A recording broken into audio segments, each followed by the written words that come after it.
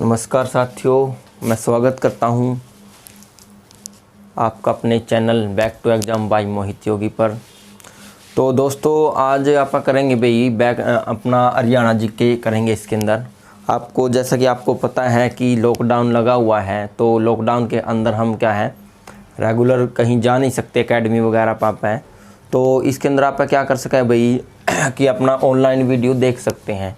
तो इसलिए हमने सोचा है कि आपके पास क्या है वीडियो बना करके चैनल के माध्यम से आपके पास पहुंचाई जाए भाई। तो इसलिए क्या है लॉकडाउन के अंदर भी हम आपके साथ हैं और कोशिश की जाएगी कि आपको ज़्यादा से ज़्यादा नॉलेज दी जाए। और हरियाणा जीके के अंदर भी आपको पता है कि हमारा पलवल ज़िला चला हुआ था, तो आज भी आप क्या है पलवल ज़िला करेंगे इसके अंदर।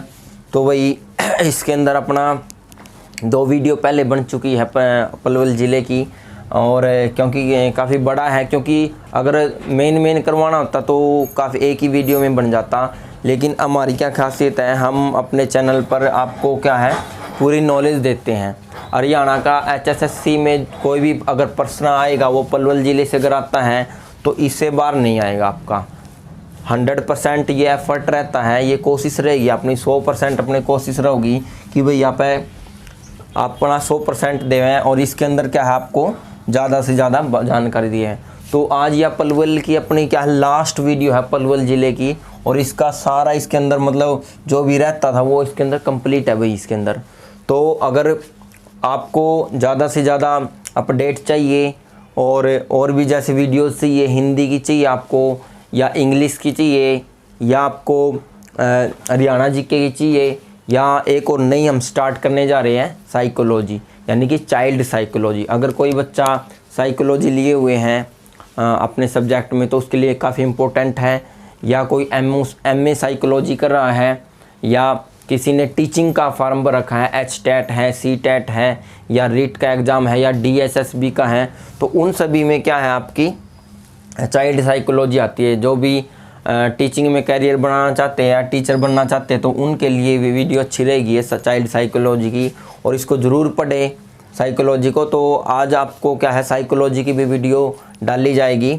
और आज हम सबसे पहले इस वीडियो में करेंगे भाई पलवल ज़िला करेंगे यहाँ पे।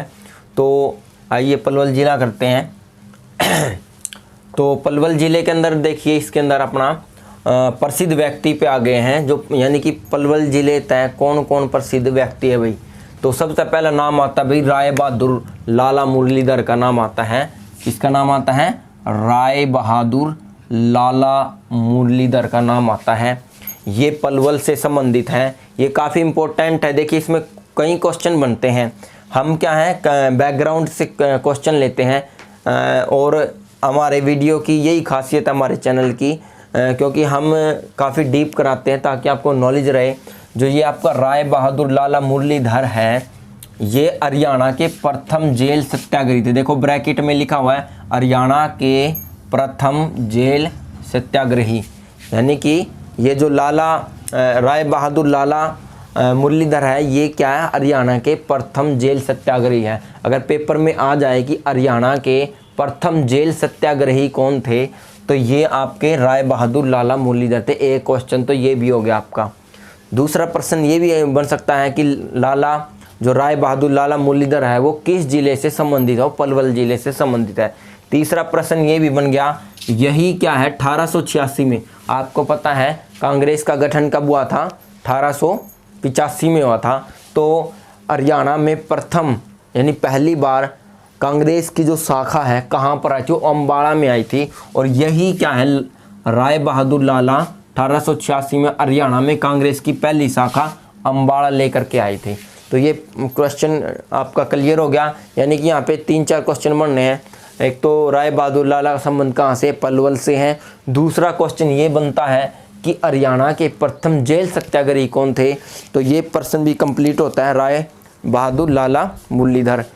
और एक क्वेश्चन बनता है ये आपका कि हरियाणा में जो कांग्रेस की पहली शाखा है वो कब खुली थी और कौन लेकर के आए थे?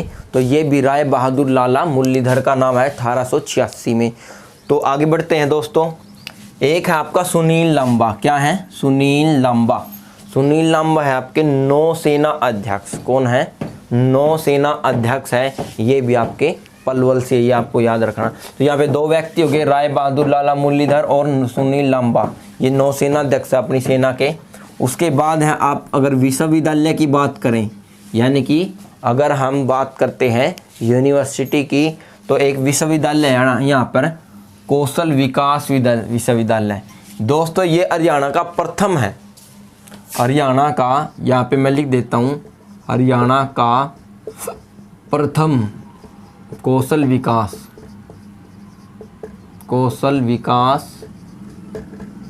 विश्वविद्यालय।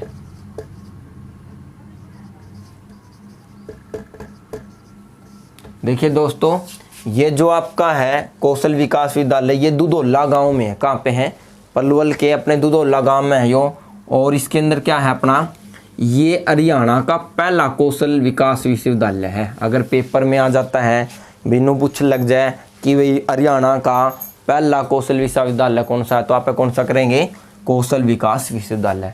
दूसरी बात इसके अंदर नोट करने योग्य है, इसका नाम बदल दिया गया है। क्या बदल दिया गया है? इसका नाम बदल दिया। पहले इसका नाम था कौशल विकास विश्वविद्यालय, ये दुधौला गांव में, लेकिन अब क्या, इसका नाम बदल दिया गया सरकार द्वारा। इसका नया नाम दे दिया विश्वकर्मा कौशल विश्वविद्यालय, क्योंकि विश्वकर्मा के अपना जो आपको पता है जो भवन निर्माण का या जितने भी मिस्त्री है सबका क्या है, भगवान है। तो विश्वकर्मा क्या है? संसार को रचने वाला है। तो क्या है, विश्वकर्मा कौशल विश्वविद्यालय के नाम से इसका नया नाम हो गया। अगर पेपर में आ जाएगी कौशल विकास विश्वविद्यालय या विश्वकर्मा विश्वविद्यालय, तो दोनों क्या है, दुधौला में है, पलवल में, कंफ्यूज नहीं होना है आपको। और अगर पेपर में नु आ जाए कि भाई हरियाणा का पहला कौशल विकास विश्वविद्यालय कहाँ, तो वो भी आपको क्या है, दुधौला ऑप्शन में आएगा आपका। अगर वो ऑप्शन में नहीं आता तो पलवल करना, अगर जिले आते हैं तो ये आपको ध्यान रखना है। अगर प्राचीन अवशेष की बात करें तो ये भी काफ़ी इंपॉर्टेंट है दोस्तों। देखो प्राचीन अवशेष के अंदर है, प्राचीन अवशेष की अगर बात करते हैं तो यहाँ से क्या मिलते हैं हमें, यक्ष और यक्षिणियों की मूर्तियाँ मिलती हैं हमें। क्या मिलती हैं यहाँ पे? प्राचीन अवशेष के हिसाब से यहाँ पे यक्ष और यक्षिणियों की मूर्तियाँ मिलती हैं। कुछ स्टूडेंट्स ने पूछा था भाई यक्ष और यक्षिणियाँ क्या होती है? ये एक राक्षस की तरह से होते हैं, लेकिन क्या जो राक्षस तो क्या होते हैं, मानव जाति के लिए जैसे ज़्यादातर नुकसानदायक होते हैं, लेकिन यक्ष और यक्षिणियाँ मानव जाति की भलाई करते हैं। तो कई बच्चों ने पूछा था मेरे से कि यक्ष क्या होते हैं, तो ये इस प्रकार है। तो अगर पेपर में बच्चों आ जाए कि हरियाणा की सबसे प्राचीन मूर्ति अवशेष कौन सी है, हरियाणा की सबसे प्राचीन मूर्ति अवशेष, ध्यान रखना आपको क्या है, मूर्ति अवशेष की बात है। मूर्तियों में अगर बात आ जाए तो यक्ष और यक्षिणियाँ करना है। क्या करना आपको? यक्ष और यक्षिणियाँ करना है। ये पलवल में मिले हैं। पेपर में कई तरह से प्रश्न पूछ सकता है कि हरियाणा में सबसे प्राचीन मूर्तियाँ यक्ष और यक्षिणियाँ, हरियाणा में सबसे प्राचीन जो आपके पूछने आगे मूर्तियाँ हैं के अवशेष हैं वो कौन से है, वो आपकी यक्ष यक्षिणियाँ आपको करके आना। लेकिन अगर ये आ जाए कि हरियाणा में सबसे प्राचीन अवशेष की अगर बात करें, अगर हरियाणा में बात करें सबसे प्राचीन अवशेष, तो वो आएगा मानव कंकाल है, मानव खोपड़ी है भाई। मानव खोपड़ी वो कहाँ से मिली है? यमुनानगर से मिली है। वो यमुनानगर से मिली है। और यमुनानगर में भी कहाँ से मिली है? सुध से।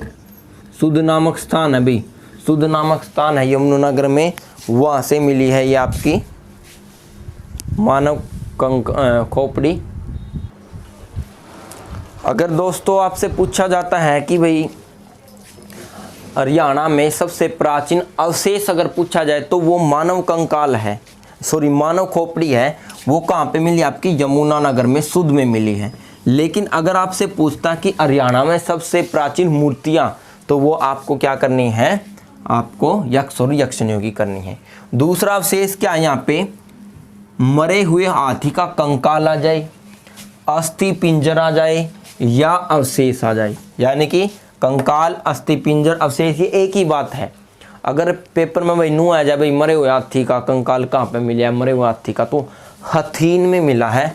हथीन पलवल में, पलवल जिले के हथीन में मिला। ये भी काफ़ी इंपॉर्टेंट है, ये प्रश्न आ चुके हैं भाई और आगे भी आते रहेंगे ये प्रश्न। अगर हम इतिहास की बात करते हैं, देखिए हर एक जो ज़िला है या कोई भी चीज़ अपने साथ इतिहास को लेकर के चलती है।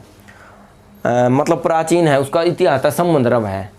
तो अगर हम बात करें भाई इसमें, अगर इतिहास की बात करें तो इसके अंदर देखो आप है, इतिहास में देखिए यहाँ पे एक पंचवटी नामक स्थान है। क्या है भाई, यहाँ पे एक पंचवटी नामक स्थान है। और यहाँ पे क्या है, पांडवों ने अज्ञातवास बिताया था। क्या बिताया था, 1 साल का होता है अज्ञातवास।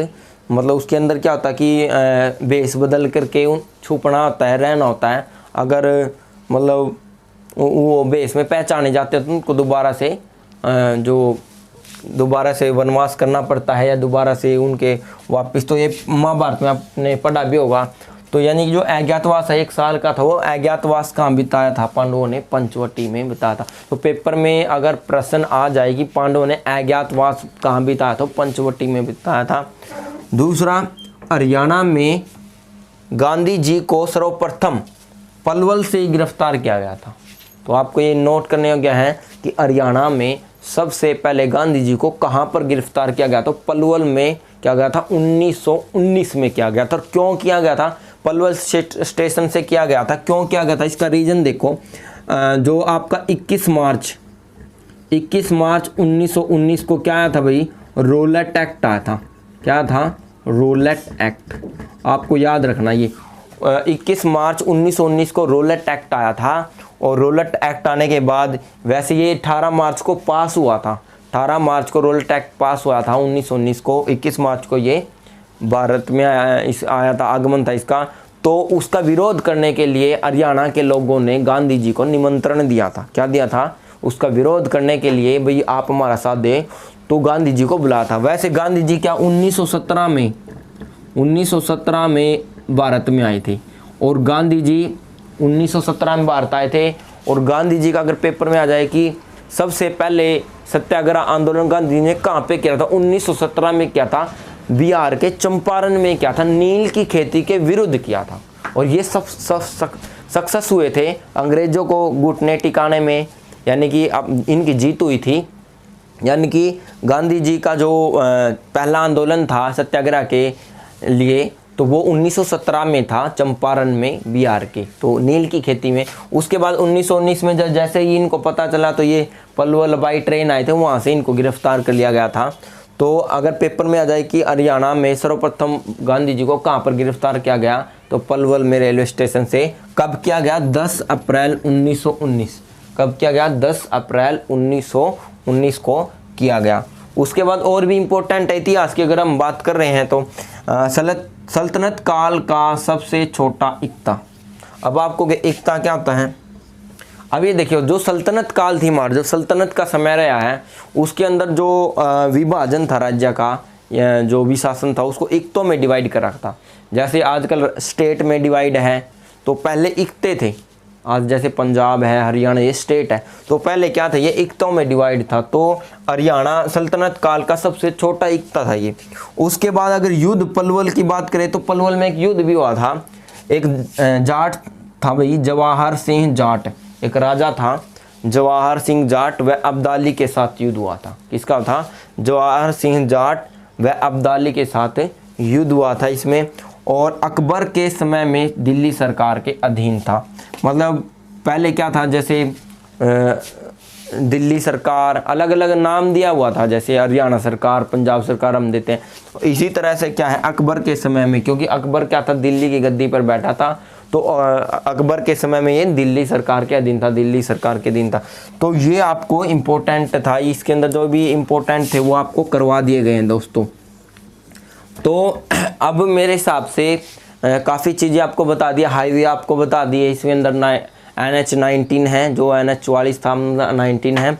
और आपको क्षेत्रफल बता दिया है, डेंसिटी बता दिया, इसकी एरिया बता दिया है, स्थापना आपको बता दी गई है। और इसके निक नेम भी आपको बताए हैं, मंदिर बताए हैं आपको, मेले बताए गए हैं, और प्रसिद्ध व्यक्ति बताए गए हैं आपसे। तो काफ़ी चीज़ें आपको बता दी गई है इसके अंदर, इस ज़िले के अंदर। और यहाँ पे विश्वविद्यालय है, स्टेडियम है, काफ़ी चीज़ें आपको बता दी गई है। तो इस वीडियो में काफ़ी चीज़ें आपको बता दी गई हैं। तो इससे पहले 2 वीडियो हो रहा है, मैं आपको बताना चाहता हूँ, इससे पहले 2 वीडियो हो रहा है। कहीं आप ये सोचो कि भाई ये तो कम ही बताया, 2 वीडियो और हैं उसमें बताया गया है। अगर आपको शुरू से देखना तो आपको चैनल को सब्सक्राइब करना पड़ेगा। Back to exam by Mohit योगी को आपको सब्सक्राइब करना पड़ेगा, तब आप हरियाणा जीके की ये कर सकते हो। तो आइए दोस्तों 2 मिनट में रिवाइज करते हैं सारा अच्छे से, ताकि आपको याद हो जाए। तो यहाँ पे जो प्रसिद्ध व्यक्ति की अगर बात करें तो राय बहादुर लाला मुरलीधर हैं, जो पहले जेल सत्याग्रही थे और 1886 में हरियाणा में कांग्रेस की पहली शाखा अम्बाला में लेकर के आए थे। दूसरा यहाँ पे क्या सुनील लांबा है, जो नौसेना अध्यक्ष है भाई। उसके बाद हम बात करते हैं विश्वविद्यालय की, कौशल विकास विश्वविद्यालय। कौशल विकास विश्वविद्यालय ये हरियाणा का प्रथम कौशल विकास यानी स्किल डेवलपमेंट है, और बाद में इसका नाम चेंज कर दिया गया। भाई इसका नया नाम है विश्वकर्मा कौशल विश्वविद्यालय। ये कहाँ पे है भाई? दूधोला में, आपको ये याद रखना है। दूसरा क्या है, अगर पेपर में आ जाए कि यक्ष और यक्षिणियों की मूर्तियाँ कहाँ से मिली है, पलवल से मिली है आपको। और हरियाणा में सबसे प्राचीन मूर्तियाँ, ये भी इसका नाम आ जाएगा। हरियाणा में सबसे प्राचीन अवशेष मानव खोपड़ी सूद यमुनानगर, जो कि लगभग क्या है 1.5 करोड़ वर्ष पुराना। कितना है? 1.5 करोड़ वर्ष। आपको बातें ऐसी बताई जाएंगी इस वीडियो के अंदर, हरियाणा जीके के अंदर आपके सामने अच्छे अच्छे फैक्ट लेकर के आते हैं, और 100% की कोशिश भी यही की जाएगी। देखो कोई भी परफेक्ट तो होता नहीं है, लेकिन क्या है कोशिश यही की जाती है। और जो ये डाटा है आपको पूरा चेक कर करके अच्छी तरह से बताया जाता है, देख करके ही बताया जाता है। और फिर भी कोई गलती हो जाती है तो देखो इसके लिए तो 1-2% गलत हो सकता है, लेकिन हम कोशिश करते हैं आपको सही डाटा प्रोवाइड करवाएं और आपका समय बचाएं। उसके बाद जो अवशेष की अगर बात करते हैं तो मरे हुए हाथी का कंकाल या अस्थि पिंजर या अवशेष आ जाए, कंकाल आ जाए तो हाथी से मिली। यहाँ पे क्या था दोस्तों, हाथियों का झुंड रहता था, मतलब हाथियों का झुंड का आवागमन रहता था, ऐसा माना जाता है। तो ये आपको है। अगर पेपर में आ जाए कि संगीत के साक्ष्य, ये साक्ष्य भी आ सकते, संगीत के साक्ष्य अग्रवाह से मिले, संगीत के 7 स्वर। अगर हम बात करते हैं इसमें एक स्थान है पंचवटी, तो पंचवटी में क्या है पांडवों ने अज्ञातवास बिताया था। उसके बाद गांधी जी को सर्वप्रथम पलवल से गिरफ्तार किया गया 10 अप्रैल 1919 में रोलट एक्ट के विरुद्ध में। सल्तनत काल में सबसे छोटा इक्ता था, और युद्ध किसका? जवाहर सिंह जाट का और अब्दाली का हुआ था। इसके अंदर शायद विजय किसकी हुई थी भाई? इसके अंदर विजय मेरे हिसाब से अब्दाली की हुई होगी, तो लगभग विजय इसमें अब्दाली की हुई थी। और अकबर के समय में दिल्ली सरकार के दिन था ये बात करें तो दोस्तों आशा करता हूँ कि आपको वीडियो पसंद आया होगा। और भी अब आप आगे और भी वीडियो करते रहेंगे, हिंदी की, इंग्लिश की और आपकी साइकोलॉजी की, और कोशिश करेंगे मैथ की भी वीडियो आपके पास पहुँचती रहेंगी। और तो आपसे रिक्वेस्ट है कि आप वीडियो को शेयर करेंगे, लाइक करेंगे और सब्सक्राइब करेंगे, और बेल आइकन ज़रूर दबाएं ताकि आपको नोटिफिकेशन ज़रूर मिलते रहें। तो दोस्तों ये आपको याद रखना है और आपको कोशिश करनी है कि अच्छे से आप इसको पढ़ें, घर बैठ के अच्छे से तैयारी करें। मैं आपको दोबारा से फिर कहना चाहता हूँ, लॉकडाउन लगा हुआ है और वैक्सीनेशन चल रही है, तो बहकावे में ना आए। अपना हो सकता है ज़्यादा कोशिश करें, इंजेक्शन लगवाएं आप, और सेफ़ रहें, मास्क लगा के रहें, दूरी बनाएं, और अपनों का ध्यान रखें, स्वयं का भी ध्यान रखें। और आपको बताता हूँ ये जो आपका लॉकडाउन है, मेरे हिसाब से भी मई तो चली गई, जून में भी रहेगा शायद। तो हम कोशिश कर सकते हैं कि हम पढ़ें और औरों को भी इसके लिए मोटिवेट करें, क्योंकि लॉकडाउन में ही हम अच्छी तैयारी कर सकते हैं। ऑनलाइन बैठ करके कहीं एकांत स्थान आप तैयारी कर सकते हैं। मैंने वीडियो भी डाली थी कि लॉकडाउन में आप कैसे पढ़ाई करें, कोई एकांत स्थान ढूंढ सकते हैं और 1-2 का ग्रुप बना के पढ़ सकते हैं दोस्तों। तो ये काफ़ी इम्पोर्टेंट है, इसके अंदर आप करोगे तो तैयारी आपको सभी चीज़ों की करनी पड़ेगी। कई दोस्त भाई नुका है कि भाई एक चीज़ की तैयारी कर लो, मतलब अलग अलग आप तैयारी करोगे। हर चीज़ का अपना महत्व है। अगर आप मतलब हिंदी को छोड़ दोगे या इंग्लिश को छोड़ दोगे, उसमें रह लोगे। हरियाणा के बच्चे क्या खासियत है भाई, जब 10 दिन रह जाने में जब तैयारी करा कर भाई, मेन तो मतलब 10 दिन रह जाएंगे जो में तैयारी करेंगे, और 10 दिन में क्या क्या तैयारी करेंगे। आपस में फ़ोन आओगा, अनुआ के करा है, वह मैथ करा है, वह मैथ ना आया है कदे एक बार भी हैं। फिर अपना दूसरे का फ़ोन आओगा, फिर होगा इंग्लिश करूँ हूँ, इंग्लिश तो ना कदे आई है। फिर नुका जिक्के कर ले, फिर दूसरा का हुआ जिक्के का कोई क्राइटेरिया ही नहीं। मतलब सलाहकारा की बात है भाई ये, मतलब अलग अलग है, लेकिन हर एक चीज़ का अपना अपना महत्व है। तो अगर हम हरियाणा जीके की बात करें तो ये 22 से 25 नंबर की आएगी आपकी पेपर के अंदर। 22 से 25 तो काफ़ी इंपॉर्टेंट है जो भी वैकेंसीज है। एक मैंने आपको वीडियो डाला था कि DSSB की वैकेंसी आ चुकी है भाई, दिल्ली में सरकारी वैकेंसी टीचर की। इसमें कुछ पटवारी की है, काउंसलर की है, हेड क्लर्क की है, LDC क्लर्क की है। तो आप ये मैंने वीडियो डाले थे DSSB वैकेंसी का 2021 का, और काफ़ी अच्छा ग्रेड पे है और काफ़ी पारदर्शी तरीके से सिलेक्शन होएगा इसके अंदर। और इसमें सिर्फ 100 रुपये फ़ीस है आपकी, और 25 मई से भी, आने वाली 25 मई से ऑनलाइन हो जाएंगे। 24 जून इसकी लास्ट डेट है। तो आशा करता हूँ कि आप इसको कर सकते हैं। एक नोटिफिकेशन भी आया हरियाणा में TGT लगने के लिए। हरियाणा में जो इंग्लिश के TGT हैं, हरियाणा में जो इंग्लिश के TGT लगना चाहते हैं तो उनके लिए उनके पास BA में इंग्लिश सब्जेक्ट हो, कोर हो या इलेक्टिव हो या कंपलसरी हो या इंग्लिश ऑनर्स हो, और उस सब्जेक्ट में इंग्लिश में 50% नंबर हो उसके साथ साथ वो JBT किए हो या DED किए हो, 2 ईयर का डिप्लोमा किए हो या BEd किए हो, और प्लस में CTET क्लियर हो, TGT लेवल 2 का, TGT लेवल 2 का CTET क्लियर हो, तब वो TGT के लिए अप्लाई कर सकता है। तो मतलब लेवल 2 का CTET या HTET क्लियर हो उसका, तो वो उसके अंदर कर सकता है अप्लाई। तो इस तरह से दोस्तों आपको हम अच्छी से अच्छी बातें बताते रहेंगे, इंपॉर्टेंट बातें मैं आपको बताता रहूँ, जो भी वैकेंसी आती है उसके बारे में। और मैंने जो वैकेंसी का वीडियो बनाया था उसके डिस्क्रिप्शन में उसका PDF भी आप चेक भी कर सकते हो, क्वालिफ़िकेशन वगैरह। तो दोस्तों आशा करता हूँ कि आपको ये समझ में आया होगा, और आगे भी आप वीडियो को शेयर करते रहें। आज के लिए इस वीडियो में इतना ही। धन्यवाद, शुभ दिन।